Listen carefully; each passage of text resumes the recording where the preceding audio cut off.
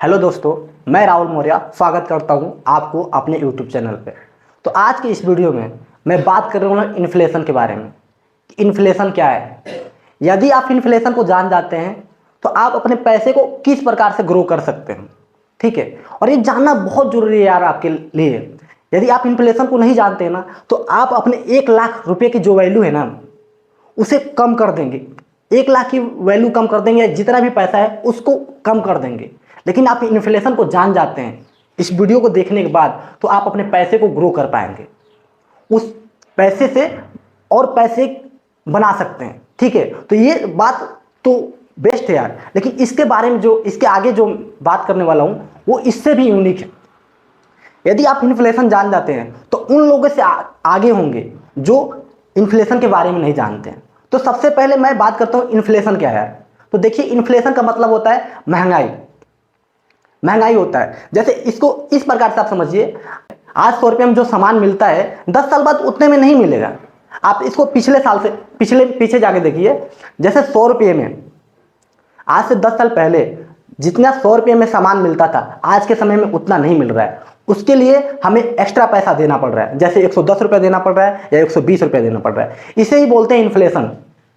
अब इसके थोड़ा जस्ट पीछे आ जाते हैं, उसको थोड़ा समझने का प्रयास कीजिए। मान लीजिए आप 2010 में 1 लाख रुपए का जितना सामान मिलता था, आज के समय में 2026 में उतना ही सामान खरीदने के लिए आपको कम से कम 3 लाख रुपया देना पड़ेगा। देखिए, कहां 1 लाख रुपए और कहां 3 लाख रुपए, यानी कि 2010 के कंपेयर में 2026 में आपको 2 लाख रुपए ज्यादा देना पड़ रहा है। देखिए कितना जमीन और आसमान का अंतर है यार। यदि आप इन्फ्लेशन को नहीं जानते ना तो कहीं ना कहीं आप अपने पैसे को खो रहे हैं। तो सबसे बेस्ट चीज है कि आप अपने पैसे को ग्रो कैसे करेंगे। ठीक है, तो ये तो समझ में आया कि इन्फ्लेशन ये होता है कि हर साल महंगाई बढ़ रहा है। अब इसके बाद आगे बात करेंगे कि इन्फ्लेशन बढ़ने का कारण क्या है, इन्फ्लेशन आखिर में क्यों बढ़ता है और इन्फ्लेशन से हम कैसे बच सकते हैं, उस पर भी बात करने वाला हूं। बस आप इस वीडियो में बने रहिए। ठीक है दोस्तों, तो मैं बात करता हूं कि इन्फ्लेशन से कैसे हम बच सकते हैं। देखिए, इन्फ्लेशन से बचने का मुख्य क्या कारण है, उसका मुख्य 3-4 फैक्टर मैं बताने वाला हूं, उसमें मैं बात करने वाला हूं। लेकिन 2-3 तो मैं बात करूंगा ही करूंगा। जो तीसरा मैं बात करने वाला हूं ना यार, वो सबसे बेस्ट है, सबसे पावरफुल है। यदि आप उसको जान गए ना तो आप पैसे को एफडी के इन्फ्लेशन से 5-6 गुना ज्यादा आप अपने पैसे को सेव कर पाएंगे, अपने पैसे को ग्रो कर पाएंगे। ठीक है दोस्त, तो आप वीडियो में बने रहिए, वीडियो बहुत पावरफुल होने वाला है। तो पहला आप बात कर लेते हैं कि इन्फ्लेशन से हम कैसे बच सकते हैं। तो देखिए, इन्फ्लेशन से बचने के लिए 4-5 रास्ते हैं, लेकिन उसमें से मैं 3 बेस्ट बात करने वाला हूं।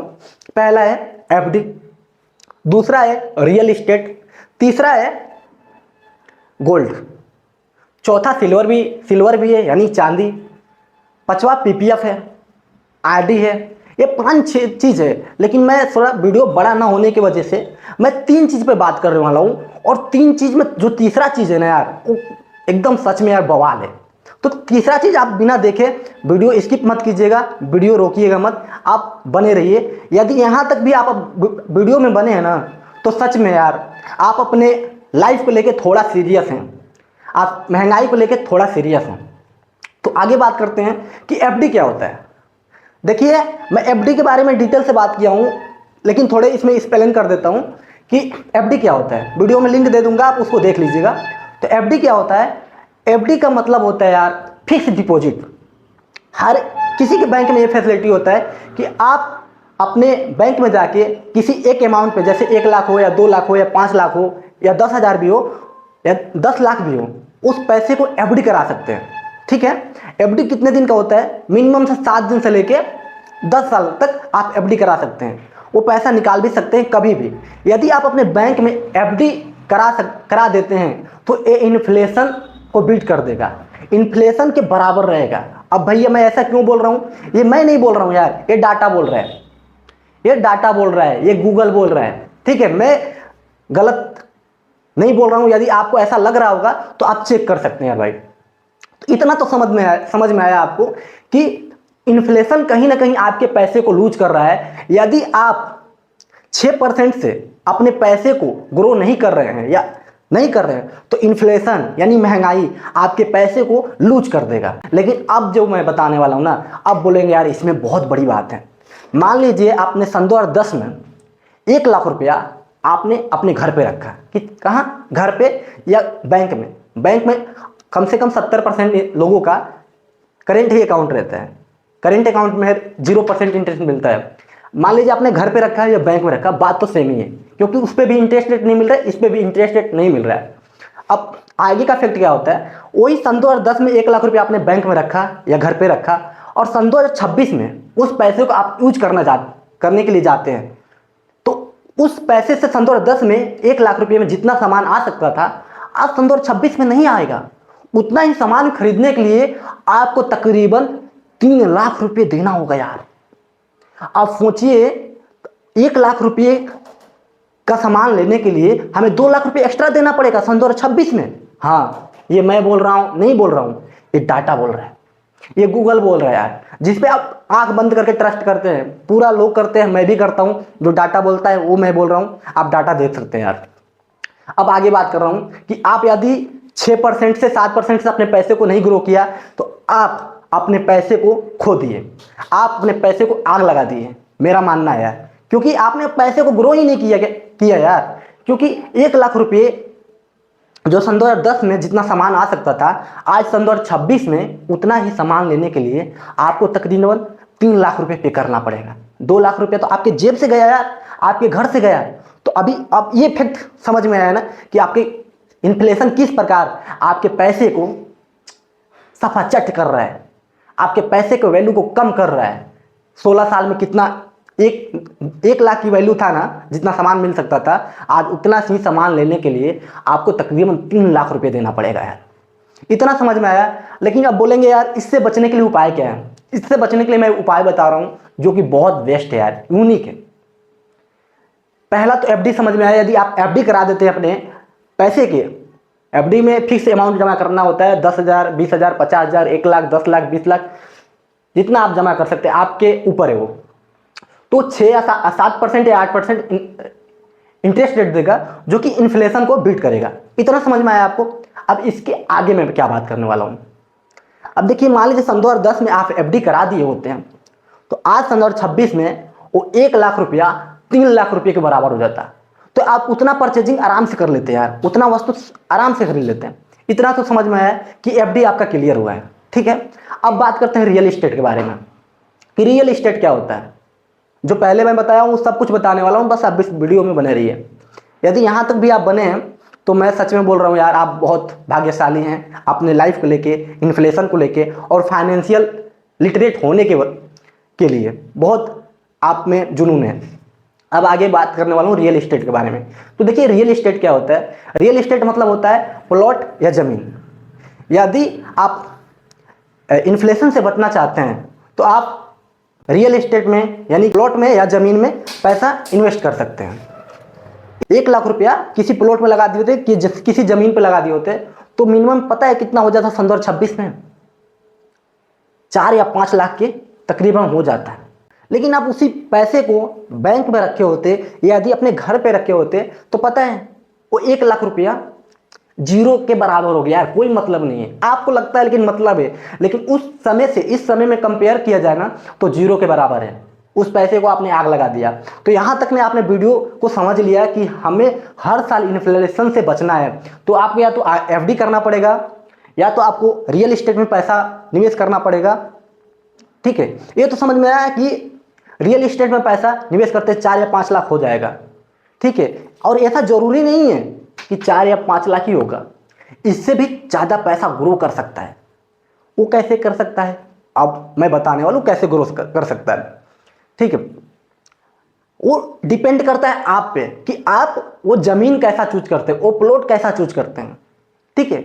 यदि वो प्लॉट आपने ऐसे जगह पे लिया, कोई शहर में लिया जहां हाईवे है, या तो हाईवे नहीं है, आपने जिस प्लॉट को लिया है वहां से हाईवे निकलने वाला है, जस्ट में पेट्रोल पंप बनने वाला है, या तो हवाई अड्डा बनने वाला है, या तो वहां बड़ा सा कॉलेज बनने वाला है, यदि वैसे पे उस जगह पे आपने रियल एस्टेट में पैसा निवेश किए होते 1 लाख रुपए, तो पता है आज कितना होता? कम से कम 25 या 30 लाख रुपए यार। 1 लाख की ये वैल्यू हो जाता सन 2026 में। तो इन्फ्लेशन से बचने का बेस्ट तरीका है यार कि आप अपने, यदि आपके पास पैसा है ना, तो मैं तो नहीं सजेस्ट करूंगा कि आप अपने घर पे रखें। डाटा भी बोल रहा है कि इन्फ्लेशन हर साल आपके पैसे को लूज कर रहा है। इतना तो समझ में आया कि इन्फ्लेशन यार आपने पैसे को कम कर रहा है, आप तो समझ गए। अब बात करूँ तीसरा फैक्ट पे। तीसरा फैक्ट क्या है? गोल्ड यार, गोल्ड ये तो यार खतरनाक है, सबसे बेस्ट जहां तक है। अब क्योंकि रियल इस्टेट में मिनिमम यदि कुछ भी नहीं हुआ ना, तो डाटा बोल रहा है कि 4 या 5 लाख रुपया हो जाएगा। कहाँ 1 लाख रुपया सन 2010 में, आज सन 2026 में वो 1 लाख रुपया 4 लाख के बराबर या 5 लाख के बराबर होता है, ये डाटा बोल रहा है। अब इसके आगे बात करेंगे हम किसके बारे में? गोल्ड के बारे में, जो कि पहले ही मैं बात किया। गोल्ड के भी बारे में बात करने वाला हूँ, सिल्वर के बारे में भी बात करूंगा, पीपीएफ के भी बारे में बात करूंगा। 5-6 तरीका है जिससे आप अपने पैसे को ग्रो कर सकते हैं। तो देखिए गोल्ड, यदि गोल्ड में आप पैसा निवेश करते हैं ना, तो इन्फ्लेशन को बहुत अच्छे तरीके से बीट करता है। इन्फ्लेशन से कई गुना ज़्यादा आपको वो पैसे ग्रो करके देता है। ठीक है, अब मान लीजिए सन 2010 में कोई व्यक्ति 1 लाख रुपया गोल्ड में निवेश किया होता है ना, 1 लाख रुपया, तो आज के समय में पता है वो रुपया कितना हो जाता है? पता है आपको कितना हो जाता है? नहीं पता है, मैं बता रहा हूं कितना हो जाता है। तकरीबन 9,61,000 रुपया हो जाता वो। 1 लाख रुपया यदि सन 2010 में आप गोल्ड में निवेश किए होते, तो वो आज के समय में सन 2026 में वो लगभग 9,61,000 रुपये हो जाता है। उड़ गया ना आपका होश? देखिए कितना बड़ा फैक्ट है यार। और ये चीजें लोगों को मालूम नहीं चलता है। यदि आप अभी मैं कंपेयर किया और आप इस वीडियो को देख रहे हैं, तो पता चलेगा हाँ यार सच में इतना ज्यादा महंगा हो गया गोल्ड। अब सोचिए कहाँ 1 लाख रुपया 9,61,000 के बराबर हो गया है। कितना जबरदस्त यार, पावरफुल बात है। लेकिन ये बात लोगों को पता नहीं रहता है। बहुत लोग ऐसे होंगे जो मेरे अभी व्यूअर्स होंगे, जो मेरे वीडियो को देख रहे होंगे, उनके पास सन 2010 में पैसा होगा 1 लाख, 2 लाख, 5 लाख, जितना भी अमाउंट हो सकता है, बड़ा भी हो सकता है, कम भी हो सकता है। वो लेकिन क्या किए होंगे अपने पैसों के? या तो वो बैंक में रखे होंगे, करेंट बैंक में, या तो उस पैसे को अपने घर पे रखे होंगे। लेकिन कुछ समझदार लोग होते हैं वो सेविंग अकाउंट में रखे होंगे। सेविंग अकाउंट में कितना इंटरेस्ट मिलता है यार? 2 या 3% मिलता है। अब सोचिए 2 या 3% कितना हो जाता है? कुछ नहीं होता, एक ना के बराबर है। लेकिन यदि आप उस पैसे को एफडी में रखे होते, फिर भी वो पैसा आपका जीवित रहता। इस सन 2010 के कंपेयर में उतना वस्तु खरीद पाता सन 2026 के लेवल तक। लेकिन रियल एस्टेट में किए होते, फिर भी आपका पैसा सेफ था। लेकिन लोग क्या, बहुत से लोग किए होंगे, आज उनको रिग्रेट होता होगा। लेकिन गलती से भी आपने 1 लाख रुपया किसमें? गोल्ड में निवेश किए होते हैं, तो आज के समय में पता है वो कितना पैसा हो गया होता? देखा ही ना, फैक्ट देखिए। मैं यार ऐसा नहीं कुछ भी बोल रहा हूं, मैं डाटा पे बात कर रहा हूं, मैं डाटा के बेसिस से बोल रहा हूं। ठीक है, यदि आपने किया होता तो 9,61,000 रुपये हो जाता, 1 लाख रुपया सन 2026 में। इतना तो समझ में आया है, गोल्ड हर साल इन्फ्लेशन को बीट कर रहा है। यदि आपके पास एक्स्ट्रा पैसा है ना, तो मैं बोल रहा हूं, मेरा सजेशन है कि या तो आपके पास एक्स्ट्रा पैसा है सर्वाइव करने के लिए, आपके फैमिली चल जा रहा है, परिवार चल जा रहा है, तो उस पैसे को करेंट अकाउंट में मत रखें। अब बात करूं करेंट अकाउंट क्या है भाई? करेंट अकाउंट वो होता है जिसमें गवर्नमेंट 0% इंटरेस्ट रेट देता है, आपके पैसे पे इंटरेस्ट ही नहीं देता है, इंटरेस्ट रेट नहीं देता है। लेकिन इसके बारे में मैं डीप में बात करूंगा तो बहुत समय लग जाएगा कि आपके पैसे पे तो 0% इंटरेस्ट रेट मिलता है यार, ये नहीं मिलता है। लेकिन वही गवर्नमेंट, वही बैंक वाला आपके पैसे से 12% या 14% इंटरेस्ट रेट कमाते हैं। यदि 1 लाख रुपया आप बैंक में रख के आए और 1 साल तक नहीं निकालते हैं, तो बैंक वाला उस पैसे से कम 12,000 रुपये या 13,000, 14,000 रुपये कमा लेगा। तो यार इस बेसिस को हर लोगों को पता नहीं होता, ये बात हर लोगों को मालूम नहीं होता है। लेकिन यदि आपको मालूम हो गया ना, तो आज से ही आपके पास यदि एक्स्ट्रा इनकम है, तो उसे या तो एफडी कर दीजिए, या तो उसे रियल एस्टेट में जमा कर दीजिए, या तो उसे गोल्ड में जमा कर दीजिए। इतना तो समझ में आया यार कि ये सब बेस्ट चीज़ें एकदम कि आपको मालूम ही होना चाहिए। यदि आपको इन्फ्लेशन के बारे में नहीं है तो कहीं ना कहीं आप अपने पैसे को खो देंगे, कहीं ना कहीं आप पैसे को लूज कर रहे हैं। ये सब फैक्ट बहुत इंपॉर्टेंट है यार। अब बात करते हैं, देखिए दोस्तों, यदि आप यहां तक भी बने ना तो थोड़ा एक एग्जांपल ले लेता हूं, आपका होश फाख्ता हो जाएगा क्या होता है चीजें, ठीक है। तो देखिए, एक एग्जाम्पल, एक बहुत बड़ा उदाहरण है, बहुत मस्त उदाहरण है, ज़्यादा समय नहीं लगेगा, उसको आप थोड़ा समझ लीजिए। दो दोस्त होते हैं, एक महेश एक सुरेश। दो दोस्त होते हैं, एक महेश एक सुरेश। सन 2010 में दोनों लोग के पास 1-1 लाख रुपया होते हैं। लेकिन वो दोनों लोग क्या करते हैं, महेश भैया क्या करते हैं कि वो 1 लाख रुपये अपने करेंट बैंक में या तो घर पे रख देते हैं। लेकिन वहीं सुरेश भैया क्या करते हैं, वो 1 लाख रुपये को गोल्ड में निवेश कर देते हैं। किसमें? गोल्ड में। अब दोनों लोग सन 2026 में महेश भैया जाते हैं बैंक में, उस 1 लाख रुपये को निकाल के लेके आते हैं। लेकिन वहीं सुरेश भैया उस गोल्ड को बेचने के लिए मार्केट में जाते हैं तो उनको तकरीबन 9 लाख रुपया मिलता है यार। कितना? 9,61,000 रुपया मिलता है। देखिए महेश भैया अपने पैसों को किस प्रकार से लूज किए, कहाँ 1 लाख और कहाँ 9,61,000 रुपया। आसमान और धरती का डिफरेंट है यार, आसमान और जमीन का फर्क है। तो सबसे इंपॉर्टेंट चीज ये है ना कि आप पैसे जो कमा रहे हैं ना, उस पैसे को इन्फ्लेशन से बीट कर पाए। आप ज्यादा नहीं ग्रो कर पा रहे हैं उस पैसे को, तो कम से कम इन्फ्लेशन को बीट कर दे। यदि इन्फ्लेशन को भी बीट कर दिए ना तो आपका पैसा इन्फ्लेशन के बराबर है, इन्फ्लेशन के बराबर है। लेकिन आप चाहते हैं ना कि इन्फ्लेशन से भी ज्यादा मैं अपने पैसे को ग्रो कर पाऊं, तो या तो एफडी के बजाय आपको रियल एस्टेट चूज करना होगा या तो गोल्ड चूज करना होगा।